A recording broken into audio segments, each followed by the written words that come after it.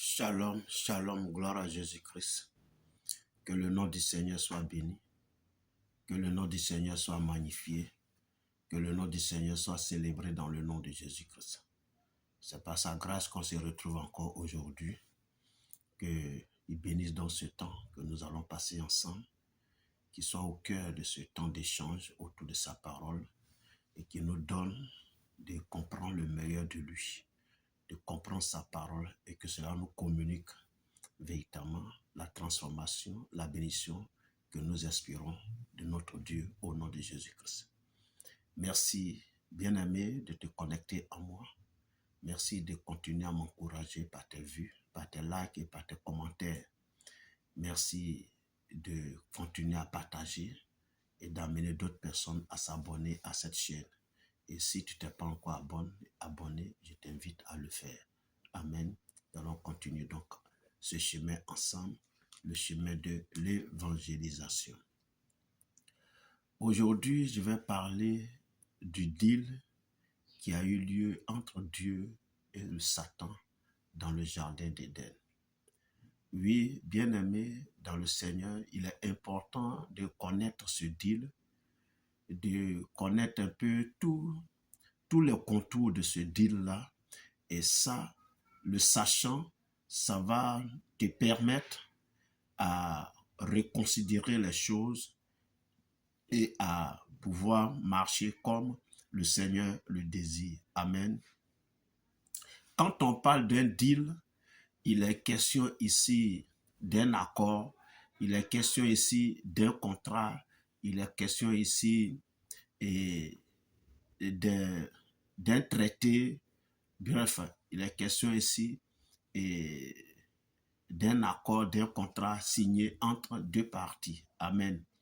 Voilà, le deal, quand on parle de deal, il est d'origine anglophone et il parle, quand on parle de deal, il est question ici de commercer, de distribuer, donc de faire des contrats, donc de signer des accords entre les parties. Amen.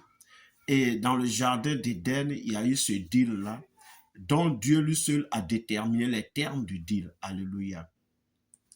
Et quand nous lisons donc dans la Bible nous dit que, d'abord l'histoire, je vais commencer par l'histoire, au verset 1 de ce passage de Genèse-là, que vous allez déterminer ou bien référencer dans les commentaires là, la Bible dit: le serpent était le plus rusé de tous les animaux des champs. Alléluia. Que l'Éternel avait donc fait. Il était le plus rusé. Alléluia. Et ce serpent-là va venir vers donc la femme dans le jardin d'Éden et il va lui poser une question. Dieu a-t-il réellement dit: vous ne mangerez pas de tous les arbres du jardin? Voilà, donc il provoque une causerie entre lui et la femme. Et la femme va lui dire: non, on peut tout manger, sauf un arbre. Parce que Dieu a dit que le jour où on va en manger, on va donc mourir. Il a dit: non, vous ne mourrez point. Mais c'est parce que Dieu sait que le jour que vous allez manger, vous allez devenir aussi des dieux. Amen. Et la tentation donc a commencé. La Bible nous dit que la femme a regardé, contemplé, observé le fruit et elle a vu que c'était vraiment agréable à manger. Elle en a mangé et elle en a donné à son mari qui était à côté. Et Adam aussi en a mangé. Et quand ils ont mangé, leurs yeux se sont ouverts. Et ils ont vu qu'ils étaient nus.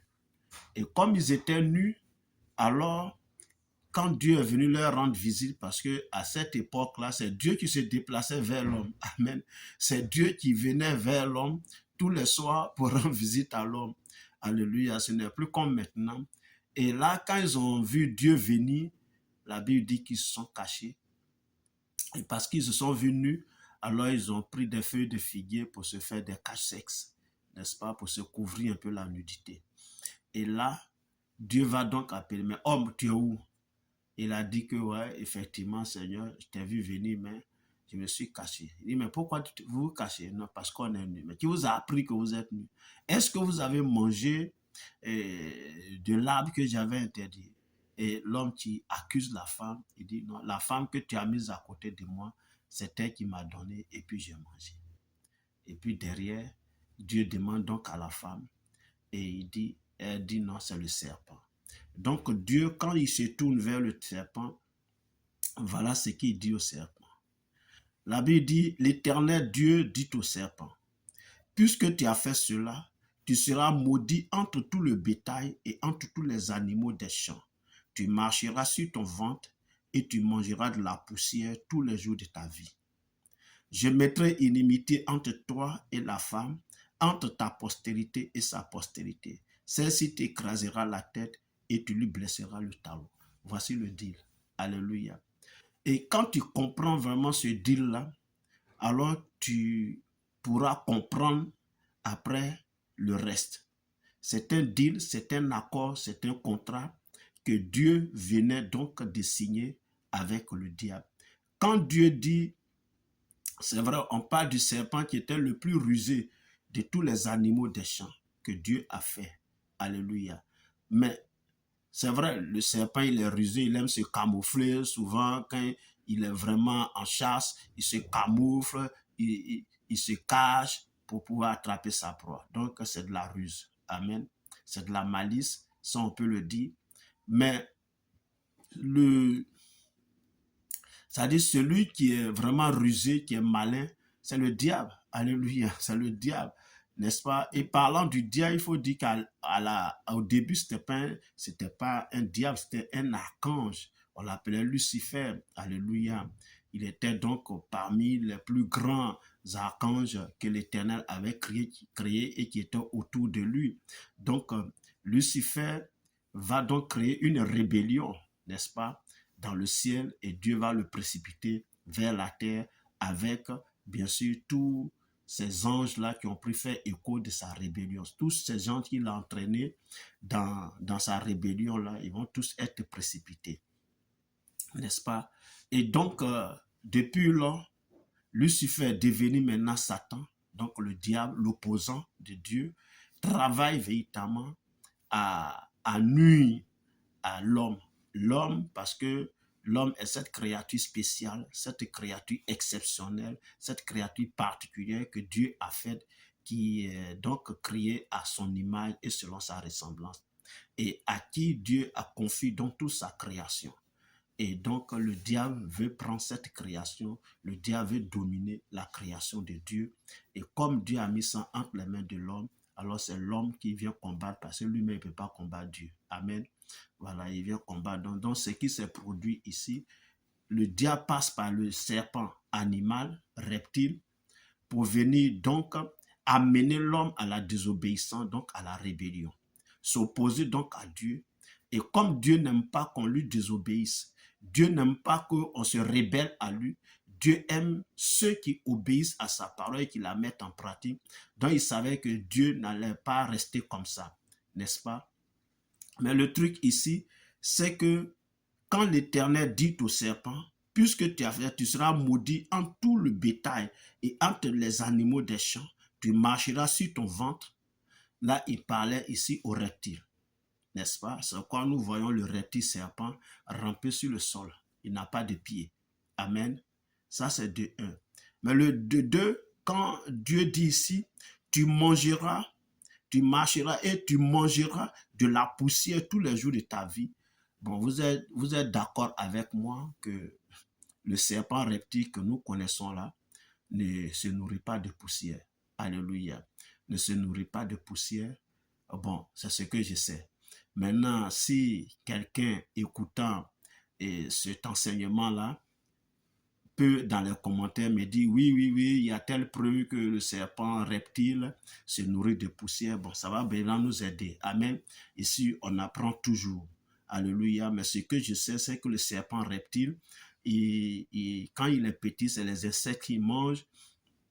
Quand il devient un peu gros, il s'attaque aux petits rongeurs, les souris, les rats après et autres, et il progresse. Et quand il devient un gros serpent comme les anacondas, les bois, les pythons, là, alors là, il s'attaque au gros bétail maintenant. Il peut même avaler un homme. Ça, c'est ce que je sais.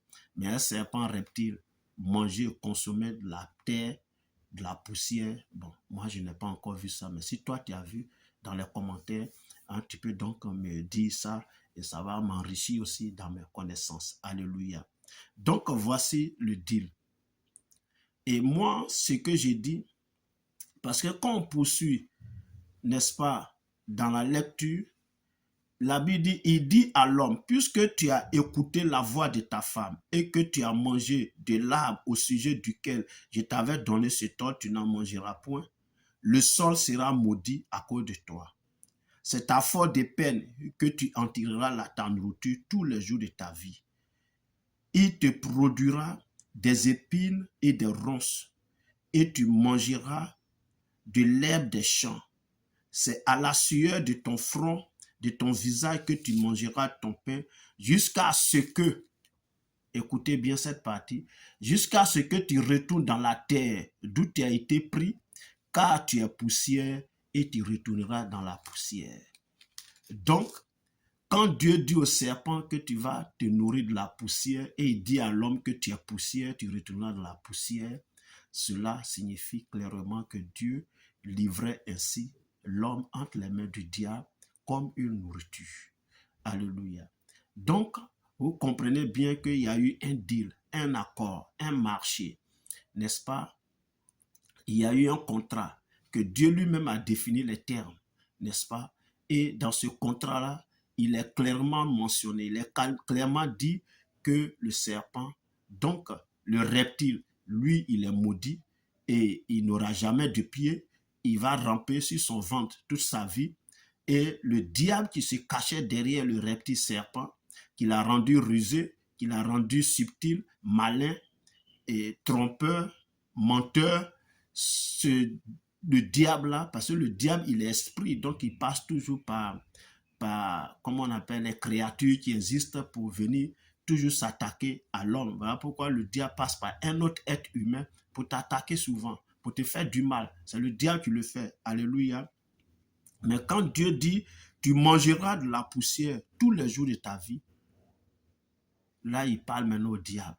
C'est le diable ici qui doit se nourrir de la poussière. Et la poussière, là, c'est toi l'homme, c'est moi l'homme, c'est nous qui sommes la poussière. C'est nous qui allons retourner dans la poussière.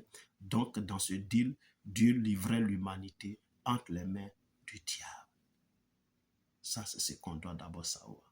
Ça, c'est la première partie du deal. La deuxième partie du deal, bon, dans la prochaine vidéo, on en parlera. Que Dieu te bénisse et que sa grâce et sa faveur reposent sur toi en ce jour. Dans le nom de Jésus-Christ. Merci de m'avoir suivi. Merci de m'avoir écouté. Like, commente, partage. Et si tu n'es pas encore abonné, abonne-toi. Nous avons fait chemin ensemble. Porte-toi bien. Nous sommes donc à la prochaine. Dans le nom de Jésus. Amen.